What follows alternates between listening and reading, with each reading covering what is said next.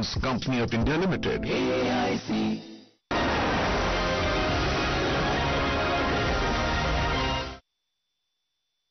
नमस्कार, बहुत बहुत स्वागत है आप सभी का बजट 2023 के इस स्पेशल प्रेजेंटेशन में। मैं हूं निखिल और मेरे साथ है मेरी सहयोगी आंचल गुलाटी गुंबर। और आपने देखा किस तरह से जो बजट प्रेजेंटेशन था वो पेश किया निर्मला सीतारमण ने, हमारी वित्त मंत्री ने, और तमाम सारी चीजें उनके पिटारे से निकली हैं। और सबसे खास बात जो टैक्स एग्जेम्पशन की बात हो रही थी वो उन्होंने पेश किया, बताया कि अब जो नया टैक्स रिजीम है उसके तहत किस तरह से जो नए टैक्स हैं वो 6 से घटकर अब महज 5 रह गए हैं और 7 लाख रुपए तक जिनकी इनकम है उन्हें कोई टैक्स देने की जरूरत नहीं। सबसे बड़ी शायद जो लोग इंतजार कर रहे थे मिडिल क्लास, वो सबसे बड़ी खबर यही थी जी। और जिस तरह से अमृतकाल का ये पहला बजट उन्होंने कहा मैंने पेश किया है, साफ तौर पर जो एक खाका तैयार किया गया वित्त मंत्री द्वारा वो काफी अहम है, क्योंकि उन्होंने कहा कि जो 7 प्राथमिकताएं हैं, ये जो सप्तऋषि हैं जिनका जिक्र हम आगे भी करेंगे, चर्चा होगी, विश्लेषण होगा, कैसे ये रास्ता दिखाएंगे उस पर चर्चा होगी। बहुत सी प्रमुख बातें अपने बजट के दौरान वित्त मंत्री निर्मला सीतारमण ने कही हैं, उन पर एक करके हम कोशिश करेंगे निखिल कि हम कैसे उस पर फोकस करें। तो बहुत बड़े बड़े ऐलान भी किए गए हैं इस बार की, किस तरह से सबके लिए, चाहे हम कृषि दर की बात करें, युवाओं को फोकस किया गया, इंक्लूसिव डेवलपमेंट की बात करें सबसे पहले जिसकी चर्चा आप कर रही हैं जी। सबसे पहला हमने जिस तरह से समावेशी विकास की किस तरह से, जिसमें कृषि, महिलाएं, उन्हें साथ में रख के चलते हुए किस तरह से ये जो सप्तऋषि हैं ये आगे आने वाले समय में राह दिखाएंगे, उसका जिक्र साफ तौर पर वित्त मंत्री ने किया। और जिस तरह से उन्होंने कहा कि विश्व मॉडल के रूप में भारत को स्वीकार किया जा रहा है, G20 की जो अध्यक्षता भारत की झोली में आई है, ये अपने आप में बेहद अहम है। साफ तौर पर जिस तरह से जब ये बजट उन्होंने पेश किया तो कैसे भारतीय अर्थव्यवस्था सही रास्ते पर है, उज्जवल भविष्य है, इसका जिक्र उन्होंने किया है। 10वीं अर्थव्यवस्था थे हम, कैसे हम 5वीं सबसे बड़ी अर्थव्यवस्था बने, उसका जिक्र भी साफ तौर पर वित्त मंत्री निर्मला सीतारमण ने किया। ढेर सारे पॉइंट्स हैं दरअसल। दुनिया को भारत की अगर हम बात करें तो सबसे ब्राइट स्पॉट के रूप में जिस तरह से भारत को रखा गया है, तो इस बजट की 20 बड़ी बातें अपने दर्शकों को बता दें, आप अगर बताना चाहें। बिल्कुल, हम लगातार उसको बता रहे हैं कि कैसे जो तमाम सेक्टर्स उन पर फोकस करते हुए जब हम बात कर रहे हैं स्वास्थ्य की, 157 नए नर्सिंग कॉलेज स्थापित किए जाएंगे जिसका जिक्र वित्त मंत्री ने किया। कैसे अगर हम, क्योंकि इसमें रेलवे बजट को भी मर्ज किया गया है, सबसे बड़ा हम कह सकते हैं जो रेलवे का आउटले है उसका जिक्र भी वित्त मंत्री ने किया। बजट की 20 बड़ी बातें अगर हम अपने दर्शकों को बताना चाहें, कोविड महामारी के दौरान 28 महीनों के लिए 80 करोड़ से अधिक व्यक्तियों को मुफ्त खाद्यान्न की आपूर्ति सुनिश्चित की गई। इसके साथ ही साथ चालू वित्त वर्ष में हमारी आर्थिक वृद्धि दर 7.7% अनुमानित है। ये एक महत्वपूर्ण बात रही। वैश्विक मंदी के बावजूद सभी प्रमुख अर्थव्यवस्थाओं में हमारी अर्थव्यवस्था सबसे ज्यादा बेहतर रही है, सबसे तेज रही है। समावेशी विकास, अंतिम छोर तक पहुंचना, बुनियादी ढांचा और निवेश सरकार की प्राथमिकताएं रही हैं। अमृतकाल के लिए हमारी दृष्टि में टेक्नोलॉजी संचालित और ज्ञान आधारित अर्थव्यवस्था शामिल है। इसके साथ ही साथ प्रति व्यक्ति आय दोगुनी से अधिक बढ़कर 1.97 लाख रुपए हो गई है। भारतीय अर्थव्यवस्था का आकार दुनिया में 10वीं से बढ़कर 5वीं सबसे बड़ी अर्थव्यवस्था के रूप में बढ़ा है। इसका आकार, ये एक बड़ी उपलब्धि है जिसके बारे में वित्त मंत्री ने बताया। युवा उद्यमियों के लिए कृषि स्टार्टअप को प्रोत्साहित किया जाएगा, कृषि कोष बनाया जाएगा। इसके साथ ही साथ राज्यों की जो सक्रिय भागीदारी है सरकारी कार्यक्रमों और सार्वजनिक निजी भागीदारी के लिए मिशन मोड पर पर्यटन को बढ़ावा दिया जाएगा, लोकल टूरिज्म को भी बढ़ावा दिया जाएगा। भारतीय मिलेट्स अनुसंधान केंद्र को उत्कृष्टता केंद्र के रूप में समर्थन दिया जाएगा। मिलेट्स को जो मोटे अनाज हैं उनके लिए अन्नश्री योजना का शुरुआत किया जाएगा। इसके तहत पशुपालन, डेयरी और मत्स्य पालन पर विशेष ध्यान होगा। कृषि ऋण लक्ष्य को बढ़ाकर 20 लाख करोड़ रुपए किया जाएगा। पशुपालन और डेयरी को बढ़ावा दिया जाएगा। प्रधानमंत्री गरीब कल्याण अन्न योजना के तहत 2 लाख करोड़ रुपए केंद्र सरकार द्वारा वहन किए जा रहे हैं। इसके साथ ही साथ अंत्योदय योजना के तहत गरीबों के लिए मुफ्त खाद्यान्न की आपूर्ति को 1 वर्ष के लिए बढ़ा दिया गया है। बहुत बेहद महत्वपूर्ण, विशेष रूप से जनजातीय समूहों के लिए सामाजिक आर्थिक स्थिति में सुधार के लिए PMPBTG विकास मिशन शुरू किया जाएगा। अगले 3 वर्षों में पीएम पीबीटीजी योजना को लागू करने के लिए 15,000 करोड़ रुपए उपलब्ध कराए जाएंगे। आदिवासियों के विकास के लिए है ये। 2014 से स्थापित मौजूदा 157 मेडिकल कॉलेजों के स्थान पर सह स्थान में 157 नए नर्सिंग कॉलेज भी साथ साथ स्थापित किए जाएंगे। पीएम आवास योजना के परिव्यय को 66% बढ़ाया गया है। अब ये 79,000 करोड़ रुपए किया जा रहा है। पीएम आवास योजना को 66% बढ़ाया गया है। रेलवे का कायाकल्प के लिए 2.4 लाख करोड़ रुपए का निवेश किया जाएगा। कई नई ट्रेनें बनाई जाएंगी और ये सबसे अधिक रहा है अभी तक का। रेलवे का कायाकल्प किया जाएगा इन 2,40,000 लाख करोड़ रुपए से। और पूंजी निवेश परिव्यय 33% बढ़ाकर 10 लाख करोड़ रुपए किया जा रहा है, जो कि सकल घरेलू उत्पाद का 3.3% होगा। ये लगातार तीसरे वर्ष बढ़ाया गया है। 33% बढ़ाकर 10 लाख करोड़ रुपए किया गया है। तो कुल मिलाकर लगातार एक के बाद एक जो बड़ी बातें हैं उसकी बात करें। ऊर्जा सुरक्षा के क्षेत्र में 35,000 करोड़ रुपए का निवेश किया जाएगा। इसके साथ ही साथ नवीकरणीय ऊर्जा के क्षेत्र में 20,700 करोड़ रुपए का निवेश किया जाएगा। महामारी से प्रभावित एमएसएमई को राहत दी जाएगी और इसके लिए जो कॉन्ट्रैक्ट सेटलमेंट है, संविदागत विवादों के निपटान के लिए स्वैच्छिक समाधान योजना लाई जाएगी। वैकल्पिक उर्वरकों को बढ़ावा देने के लिए पीएम प्रणाम योजना की शुरुआत की जाएगी। पीएम प्रणाम योजना गोवर्धन स्कीम के लिए के तहत 500 नए संयंत्रों की स्थापना की जाएगी। ये नए संयंत्र होंगे। पैन कार्ड अब राष्ट्रीय पहचान पत्र के रूप में जाना जाएगा। इससे पहले पैन टैक्स फाइलिंग के लिए था। वहीं केंद्र सरकार ने राज्यों को 50 साल का ब्याज मुक्त कर्ज एक और साल के लिए से बढ़ाया गया है। क्षेत्रीय हवाई संपर्क में सुधार के लिए 50 अतिरिक्त हवाई अड्डे, हेलीपैड्स और वाटर एरो जो ड्रोन है, उन्नत लैंडिंग ग्राउंड को नवीनीकृत किया जाएगा। तो ये तमाम अहम बड़ी बातें बजट की जो हम आपके सामने रख रहे हैं। और अमृतकाल में उपयुक्त बुनियादी ढांचे के वर्गीकरण और वित्त पोषण ढांचा के ग्राउंड को भी नवीनीकृत किया जाएगा। 740 एकलव्य मॉडल आवासीय विद्यालयों के लिए अगले 3 वर्षों में 38,000 से अधिक शिक्षकों और सहायक कर्मचारियों की भर्ती होगा। सपोर्ट स्टाफ और शिक्षक। प्रधानमंत्री कौशल विकास योजना के चौथे चरण की शुरुआत होगी। और युवाओं को कौशल प्रदान करने के लिए 30 स्किल इंडिया नेशनल सेक्टर्स खोले जाएंगे। और अगले 3 वर्षों का अगर खाका देखें तो उसमें 1 करोड़ किसानों को प्राकृतिक खेती, ये भी बड़ी खबर है। बिल्कुल, किसानों के लिए कैसे जो 10,000 से ज्यादा जैव इनपुट संसाधन केंद्र हैं वो स्थापित किए जाएंगे। महिलाओं के लिए बूस्टर डोज महिला सम्मान बचत पत्र योजना शुरू होगी। इसमें महिलाओं को 2 लाख की बचत पर 7.5 का ये एक बड़ी योजना है। बिल्कुल, महिला सम्मान बचत योजना। और वरिष्ठ नागरिकों की जो खाता स्कीम उसमें जो ब्याज दर थी उसमें भी 4.5 लाख से 9 लाख किया गया है। 2022-23 के लिए संशोधित राजकोषीय घाटा जो है यानी कि सकल घरेलू उत्पाद का वो 6.4% रहेगा। हालांकि 2023-24 के लिए इसी राजकोषीय घाटे को सकल घरेलू उत्पाद के हिसाब से देखें तो 5.9% रहने का। सिगरेट पर आकस्मिकता शुल्क 16% बढ़ाया गया है। ये अच्छी बात है। हालांकि इलेक्ट्रॉनिक वाहन जो है, खिलौने, साइकिल, ऑटोमोबाइल्स, देसी मोबाइल सस्ते होंगे। चिमनी, कुछ और मोबाइल फोन्स के साथ साथ कैमरे के लेंस, सिगरेट, सोना चांदी और प्लैटिनम जैसे उत्पाद महंगे हो जाएंगे। तो ये तमाम बड़ी बातें और खासतौर पर 3 करोड़ से ज्यादा के टर्नओवर वाले जो माइक्रो उद्योग हैं उन्हें टैक्स में छूट है। और 7 लाख से जिसका जिक्र आप कर रहे थे शुरुआत की, जैसे कि सब इंतजार कर रहे थे कि सालाना कमाई वालों को कोई कर नहीं देना होगा। तो कुल मिलाकर ये जो है बजट 2023 की कुछ बड़ी बातें थी और निश्चित तौर पर इसमें सभी के लिए कुछ ना कुछ है। किसानों के लिए, मजदूरों के लिए, गरीबों के लिए, जब महिलाओं के लिए ऑफ कोर्स, और जिस तरह से कहा जा रहा है कि पंक्ति में खड़े आखिरी आदमी के लिए भी इसमें बहुत कुछ है। टैक्स में किस तरह से छूट दी गई है वो आपने देखा है और इस पर जो है हमारी चर्चा आज दिन भर जारी रहेगी। हमारे पैनल को फिलहाल इजाजत दीजिए, यहां पर रुकेंगे एक छोटे से ब्रेक के लिए और उसके बाद में अशोक और अजय के साथ में देखिएगा बजट 2023 का विश्लेषण। नमस्कार।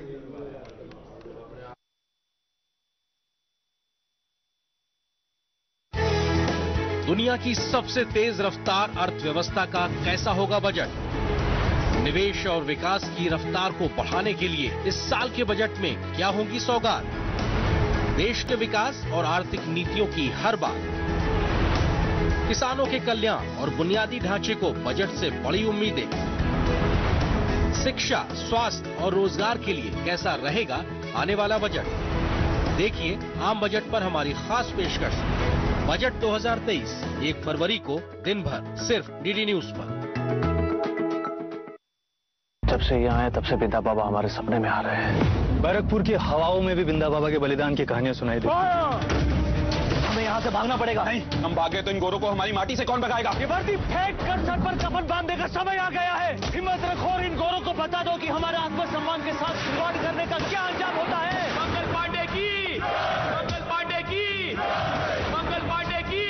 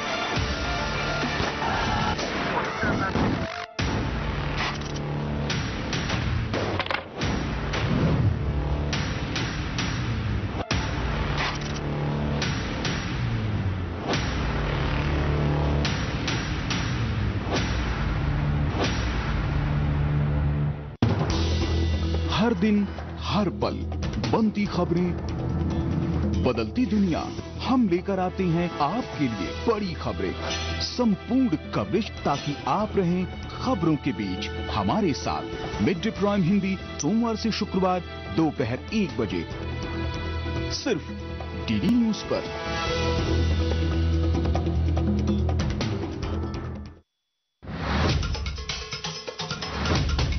मकसद हो बुलंद लोकतंत्र की आवाज, जज्बा तमाशे का शोर नहीं, जनहित पर हो जोर, मुद्दा जो तय करता हो देश की दिशा, सवाल वही जिनसे जुड़ा हो जन सरोकार। देखिए 5 की पंचायत मेरे साथ सोमवार से शुक्रवार शाम 5 बजे सिर्फ डीडी न्यूज पर।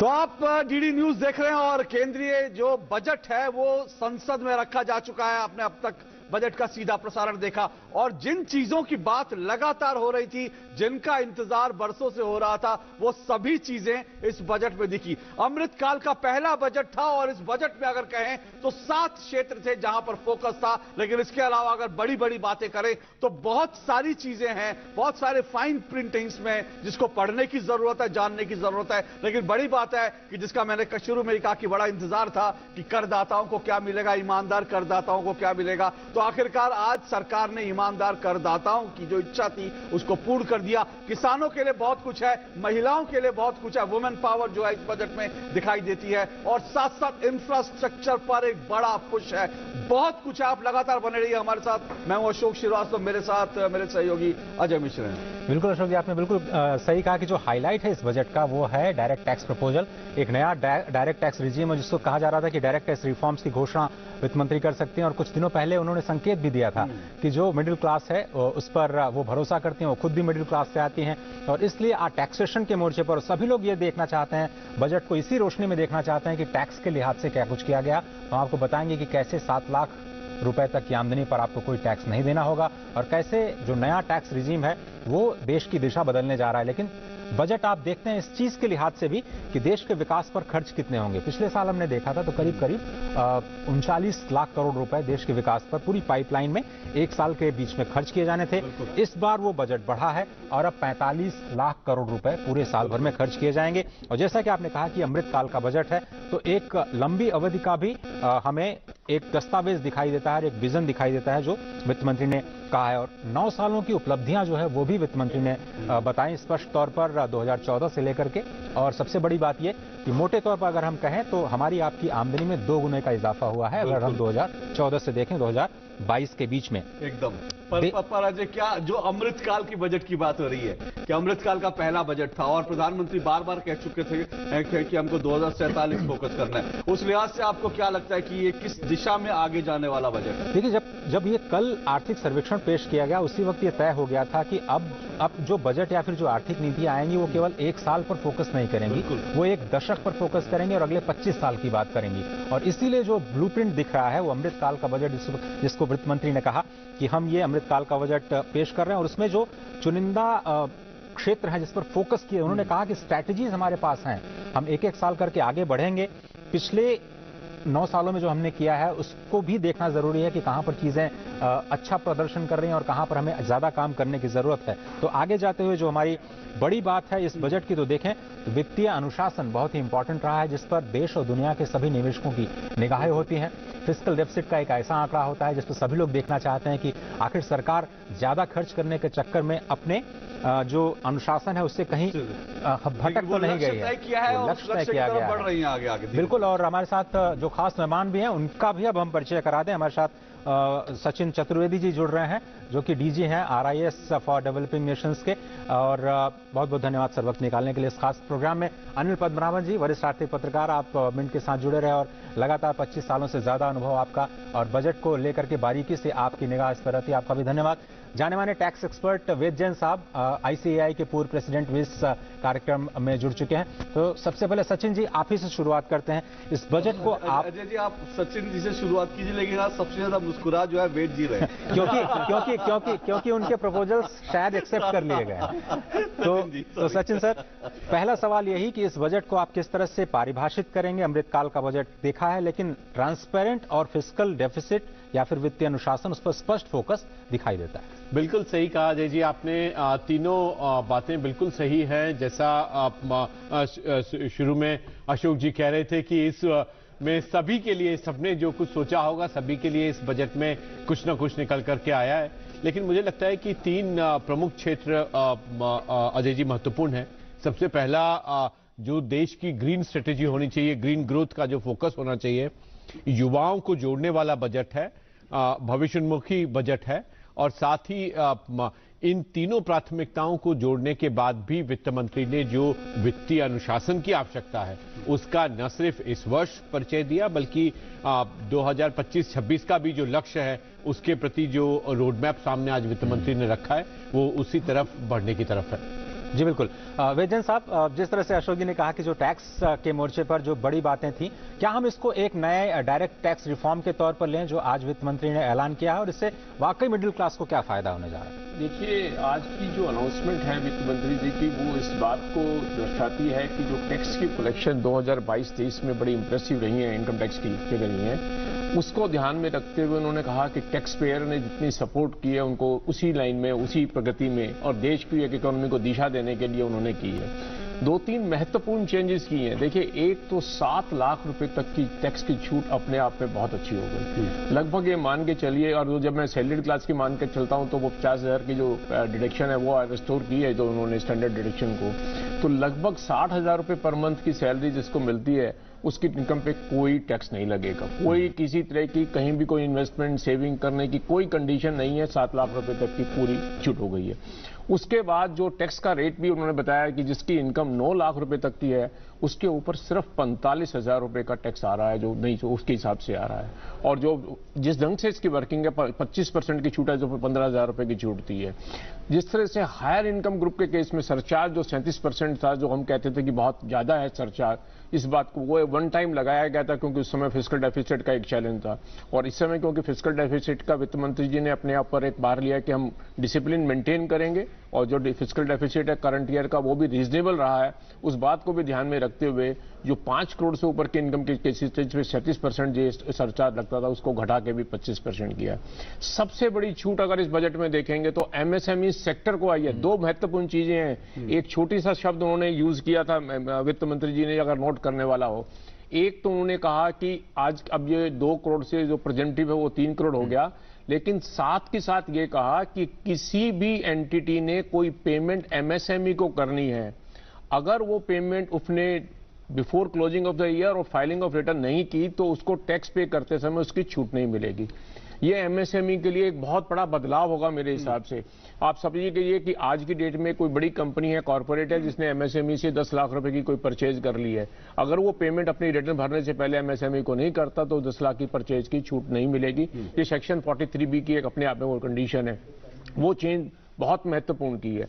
फिर सिस्टमेटिक चेंजेस बहुत किए हैं उन्होंने। एमएसएमईज के जो अक्सर शिकायत रहती है कि उनकी पेमेंट फंसी है बाजार में, पैसे बहुत बड़ा रेवोल्यूशनरी स्टेप है, बड़ा रेवोल्यूशनरी स्टेप है मेरे हिसाब से अपने आप में। इट इज एमएसएमई सेक्टर को बहुत बड़ी रिलीफ मिलेगी। जो उनको बड़ी कंपनियों की पेमेंट कर देते थे, कंपनी एनसीएलटी में चली गई, ये चले गई, वो झगड़े होते थे और बेचारे एमएसएमई फंस के रह जाती थी, उन सब की ये समस्या बहुत बड़ी हल हो जाएगी। ये अपने आप में बहुत बड़ी छूट है। प्रोसेस में उन्होंने कितना कहा है कि हमने 24 घंटे के अंदर कितनी रिटर्नों को प्रोसेस कर दिया और वो कह रहे हैं इनको और एक्सपीडाइट करेंगे।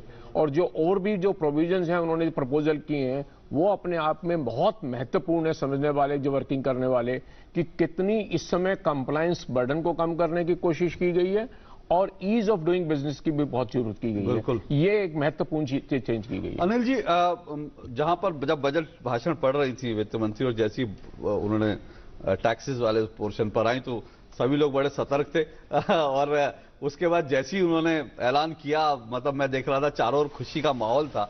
और मुझे याद आता है कि अगर सरकार की हम बात करें, सरकार बार बार ये कहती थी कि भाई जो ईमानदार टैक्स पेयर है उनको हम जो है उनका ख्याल रखेंगे। तो मुझे जब मैंने ये सब देखा तो मुझे आज वो अमिताभ बच्चन की फिल्म का डायलॉग याद आ गया, आज खुश तो बहुत होंगे तुम, है ना।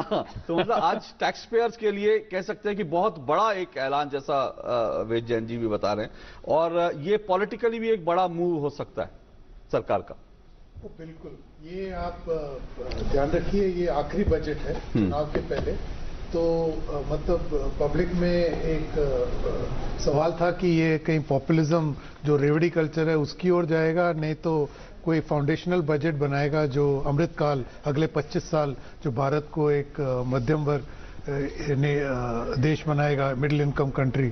तो जो इन्होंने जो कदम उठाया आज, तो ये जो इनकम टैक्स का जो काटा है, जो थोड़ा इधर उधर किया है और रेट में इफेक्टिव है, वो तो मार्केट जो सेंसेक्स है वो तो बिल्कुल कूद गया मंत्री के स्पीच खत्म करने के बाद ही। पता नहीं, मैं आखिरी में देख रहा था कुछ 1000 पॉइंट चढ़ चुका था। तो ये जो एक फाउंडेशनल बजट है जो, और इसमें एक और जो हेडलाइन तो ये टैक्स ले गया, लेकिन जो निवेश के लिए है, जो ग्रोथ के लिए अगले 25 साल का, तो ये सरकार ने कैपिटल स्पेंडिंग कम ही नहीं किया, वो उल्टा 6 लाख करोड़ से अभी 10 लाख करोड़ कर दिया है। तो ये इतिहास में पहली बार है कि 2 बार 33-35% से ये बढ़ रहा है। और आप जानते हो कि कैसे कैपिटल मल्टीप्लायर इम्पैक्ट होता है, तो प्राइवेट सेक्टर का भी निवेश आता है इसमें, तो ग्रोथ का मोमेंटम रहेगा, तो ग्रोथ का मोमेंटम रहेगा। और इसीलिए शायद इन्होंने जो डायरेक्ट टैक्स कलेक्शंस के जो प्रोजेक्शन दिखाए हैं, ये कॉर्पोरेट टैक्स और इनकम टैक्स में बहुत इंक्रीज दिखाया है। तो मतलब ये इम्प्लिसिटली इनका अंदाजा है कि जो हम ग्रोथ जनरेट करेंगे और कंप्लायंस बढ़ेगा तो हमारे कलेक्शन बढ़ेंगे। यानी सिर्फ अजय, बड़ी बात जो अनिल जी कह रहे हैं, वो कह रहे हैं सिर्फ हेडलाइन का बजट नहीं है कि एक हेडलाइन इसमें आगे इनकम टैक्स, उसके अलावा बहुत कुछ है इस बजट में इंपॉर्टेंट चीज। जैसे जैसे डिस्कशन आगे बढ़ाएंगे बहुत सारे लोगों के समझ में आएगा कि वाकई ये कैसे वित्तीय अनुशासन के लिहाज से, जिस तरह से उन्होंने कहा कि कैपिटल एक्सपेंडिचर लगातार तीसरे साल 33% बढ़ाया गया, 10 लाख करोड़ रुपए खर्च होंगे, लेकिन खर्च कहां होंगे वो भी बताएंगे। लेकिन आपने सेंसेक्स की बात है तो देख लेते हैं कि बजट के बाद जो शेयर बाजार में उछाल है वो जबरदस्त देखा जा रहा है। सेंसेक्स और निफ्टी में लगातार जो ये तेजी देखी जा रही है, सेंसेक्स करीब 900, 73 अंकों की बढ़त के साथ इस वक्त कारोबार कर रहा था 60,522 के स्तर पर। अगर हम निफ्टी को देखते हैं तो वो 249 अंकों की बढ़त के साथ 17,911 के स्तर पर कारोबार करता हुआ नजर आया। क्योंकि स्पष्ट तौर पर जो कंपनीज के लिए या फिर एक खास तौर पर जो मिडिल क्लास के लिए जो किया गया इस बजट में, उसको लेकर के काफी जो बज है वो शेयर मार्केट पर दिखना बिल्कुल लाजमी था, और यही हमें इस वक्त दिखाई दे रहा है, जहां पर जो मार्केट्स हैं वो काफी अच्छा प्रदर्शन करते हुए दिखाई दे रहे हैं। तो बिग थम्स अप जो है, बाजार की अगर बात करें तो बाजार की तरफ से बिग थम्स अप है। लेकिन मैं सचिन जी, एक बात जो आपने जहां से शुरुआत करी, क्योंकि हम कह रहे हैं इस बजट में सिर्फ हेडलाइन नहीं, बहुत कुछ है, आपने इसे ग्रीन ग्रोथ का बजट का, मतलब एक्चुअल में ग्रीन ग्रोथ के हिसाब से इसमें हाइड्रोजन उसको लेकर के जो जितने ऐलान है, मुझे लगता है कि भारत जो है तमाम जो विकसित देश हैं उनसे भी ज्यादा एग्रेसिव पॉलिसी बनाकर चल रहा है। इसका ओवरऑल इंपैक्ट क्या है?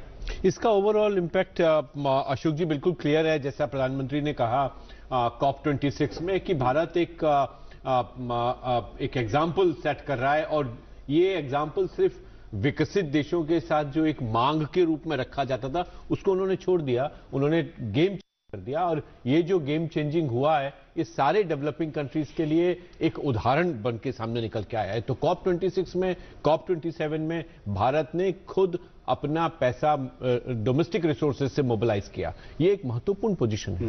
IMF और वर्ल्ड बैंक की मीटिंग्स में लगातार भारत कह रहा था कि भाई आप तमाम बदलाव की बात कर रहे हैं, पैसा कहां पर है?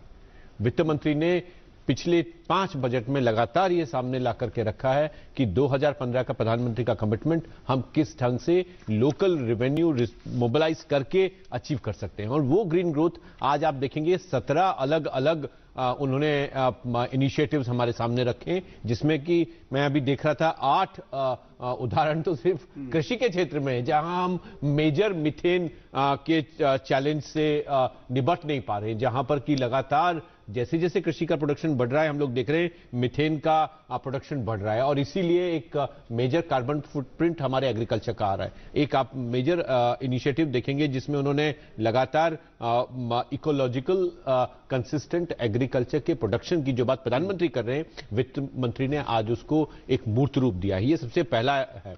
दूसरा अशोक जी, अगर आप उद्योग में देखें तो वहां भी green strategy, green financing and even support for startups which are for green, तो ये एक मेजर लैंडस्केप निकल के आया है। तीसरा महत्वपूर्ण जो उन्होंने रखा है वो हमारे अर्बनाइजेशन को है। अर्बनाइजेशन को 10,000 करोड़ देकर के जो एक नई फैसिलिटी क्रिएट की गई है। आप देख रहे थे लगातार मैनहोल और उससे जिन पॉइजनस गैसेस के कारण हमारे लोग अपनी जान जोखिम में डाल रहे थे, उन लोगों को मदद करते हुए एक नया सॉर्ट ऑफ इकोसिस्टम उन्होंने क्रिएट किया है अर्बनाइजेशन के लिए। और इसी का थर्ड इफेक्ट जो है वो आप लाइफ के फॉर्म में देखेंगे, जो लाइफ का जो प्रोजेक्ट लॉन्च हुआ, और उसमें भी मैं देखता हूं कि एक मेजर इनिशिएटिव सामने ला करके रखा गया है 35,000 करोड़ रुपए का, जो कि प्रायोरिटी सेक्टर में फंडिंग की बात की गई है। तो आप देखेंगे कि कई सारे ऐसे एरियाज हैं जिनको अगर मिला के देखा जाए तो इसलिए मुझे लगता है कि ग्रीन ग्रोथ एक मेजर एरिया है। मुझे आप ऐसे समझे, क्योंकि मैं आम दर्शक के हिसाब से ग्रीन ग्रोथ अच्छी बात है, पर्यावरण की चिंता सब करते हैं, लेकिन ये जो इंडिया ग्रीन ग्रोथ की तरफ जब बढ़ेगा, इससे एक आम आदमी की जिंदगी पे क्या असर पड़ेगा पर्यावरण को छोड़ करके? क्या उसके लिए उस ग्रीन ग्रोथ में उसकी ग्रोथ का है? देखिए, ग्रीन ग्रोथ से अलग नहीं है, ये बात हमको जान लेना है। लेकिन जिस विकास की हम बात कर रहे हैं वो स्वयं ही हरित विकास बन जाए तो फिर उसका तरीका कैसा होगा? और उस तरीके के में जो बदलाव की बात है, उस में भागीदारी की बात है, जिस जन भागीदारी की उन्होंने बात करी, तो हम भविष्य बदल सकते हैं, अपना भी और आने वाली पीढ़ियों का भी। एक बात मैं जोड़ लूं, जो सचिन जी ने अभी कहा बड़ा इंपॉर्टेंट है। ये जो ग्रीन ग्रोथ जो है, इसका एक स्ट्रेटेजिक इंपैक्ट भी है। इसको आपको अपने दर्शकों को बताना चाहिए, क्योंकि अगर आप उदाहरण के लिए बताइए कि जैसे 100 गाड़ियां हैं दिल्ली में, नहीं है बट 100 गाड़ियां, वो अब हम पेट्रोल से इलेक्ट्रिक गए तो उतना कम आप पेट्रोल इंपोर्ट करोगे। तो इसमें जो देश का जो स्ट्रेटेजिक एक मतलब स्ट्रेंथनिंग होता है वो बहुत इंपॉर्टेंट है। तो ग्रीन ग्रोथ में मतलब पर्यावरण पे भी फायदा है और हमारे निजी स्ट्रेटेजिक नहीं, और देश के निजी स्ट्रेंथ के लिए तो आपकी पॉकेट में नहीं, और स्ट्रेटेजिक। अशोक जी, अगर आप समझे कि आप आप मान लीजिए आपकी ग्रोथ हो रही है, लेकिन एक ऐसी ग्रोथ आप अपने घर की कर रहे हैं जो आपके बच्चों का जीवन बाद में मान लीजिए बिगाड़ सकती है। तो ऐसा तो आप नहीं चाहेंगे कि आप ग्रोथ तो इमीडिएटली आपको कुछ ग्रोथ दिखाई दे, लेकिन आप ऐसा कुछ खाना पीना अपने बच्चों को खिला दें जो बाद में उनको बीमारी के लिए आपको हॉस्पिटल में लेके जाना पड़े। तो आप ऐसा नहीं करना चाहेंगे। इसको अगर थोड़ा सा अलग अंदाज में समझना हो तो आपके पास पैसा तो आ गया, आपने सब कुछ कर लिया, लेकिन आपके बच्चे जो है वो क्रिमिनल बन गए, तो फिर सवाल क्या कि अब ग्रोथ का उसका क्या मायने? हाँ, मतलब अगर आप कोयला जलाकर अगर आप 10% की ग्रोथ लेते हैं और इधर आप रिन्यूएबल्स को लेकर के आप 7% या 8% की सस्टेनेबल ग्रोथ लेते हैं, उसमें बेटर क्या है? तो वो आपको चयन करना होगा। शायद भारत ने ये चयन किया है कि हमें लॉन्ग टर्म सस्टेनेबल ग्रोथ पे जाना है, हमें 10% 12% शॉर्ट टर्म में ग्रोथ नहीं चाहिए, हमें एक सस्टेनेबल 7% 8% की तरफ लेकर के जाना है। तय किया उसमें सस्टेनेबल ग्रोथ है, बिल्कुल सही बात, इंपॉर्टेंट एक फैक्टर है। लेकिन इसके साथ साथ महिलाओं के लिए एक इंपॉर्टेंट, क्योंकि आज जब बजट जब उसकी तस्वीरें आ रही थी तो उस बजट में भी हमने देखा कि महिला राष्ट्रपति और महिला वित्त मंत्री, और मैंने शायद कहा कि इतिहास में शायद पहली बार ऐसा हो रहा होगा कि महिला राष्ट्रपति महिला वित्त मंत्री, और आज की तस्वीर ये जो महिलाओं के लिए जो स्कीम की गई, जिस 7.5% आपको मिलेगा 2 लाख तक के लिए, इसका जो आम एक महिला वो किस तरह से इसका लाभ ले सकती है? देखिए क्या है कि जब ये इस तरह की स्कीम आती है तो इसके पीछे एक उद्देश्य है। आप इसको जनधन अकाउंट से बात जोड़िए। जब जनधन अकाउंट की स्कीम को शुरू किया गया था प्रधानमंत्री जी ने, आइडिया ये था कि ज्यादा से ज्यादा बैंकिंग को एक लास्ट माइल तक पहुंचाया जाए, हर व्यक्ति को encourage.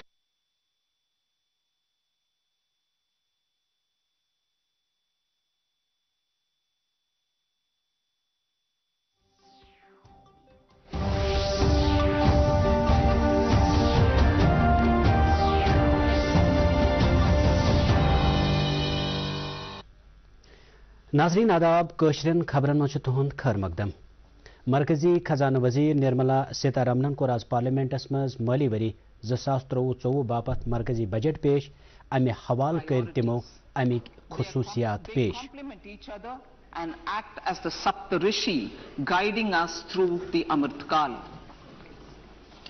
Inclusive development, reaching the last mile, infrastructure and investment, unleashing the potential, green growth, youth power, and financial sector. I now speak on the priority number 1, inclusive development.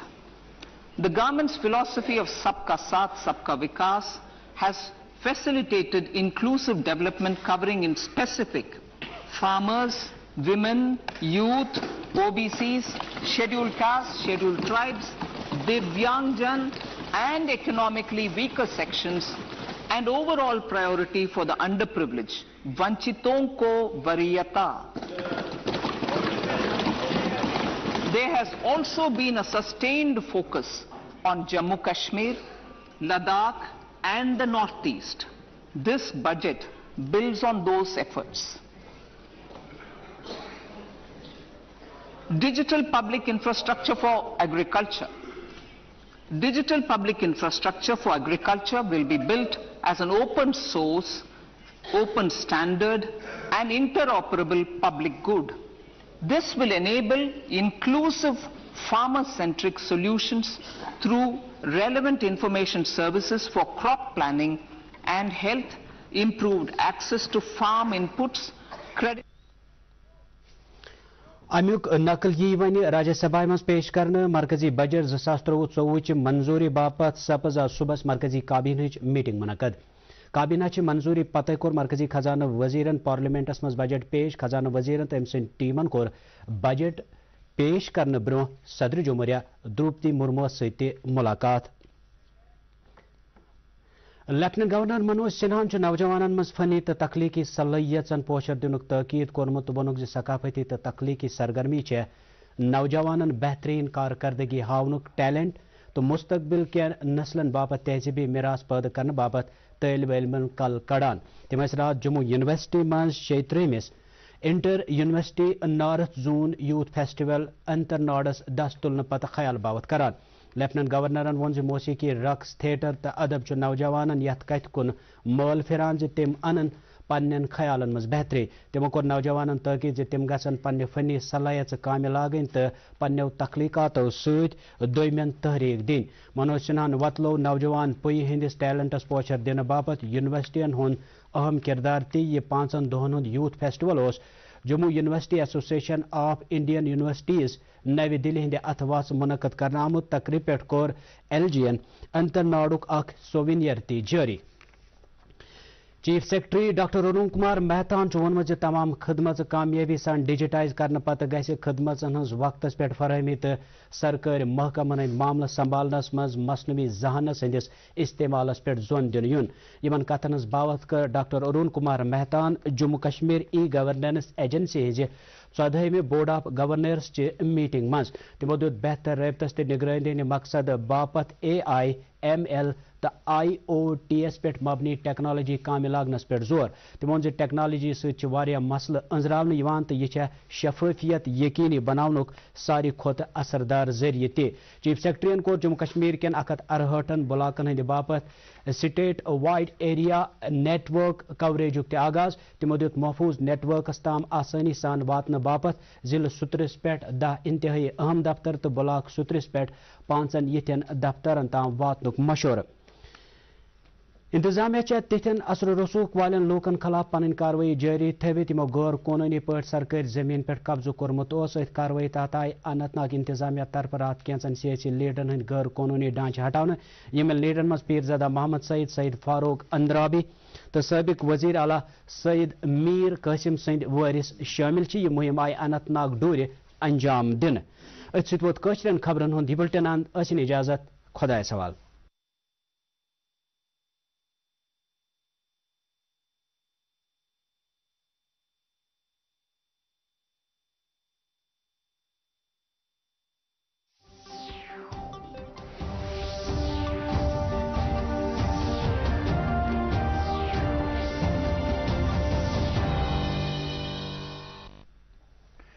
आदाब नाज़रीन, उर्दू खबरों के साथ मैं महमूद अहमद। वज़ीर ख़जाना निर्मला सीतारमन ने आज पार्लियामेंट में माली साल 2023-24 के लिए मरकजी बजट पेश किया। बजट के हवाले से निर्मला सीतारमन ने इसकी खुसूसियात पेश किए। They complement each other and act as the Saptarishi guiding us through the Amrit Kal.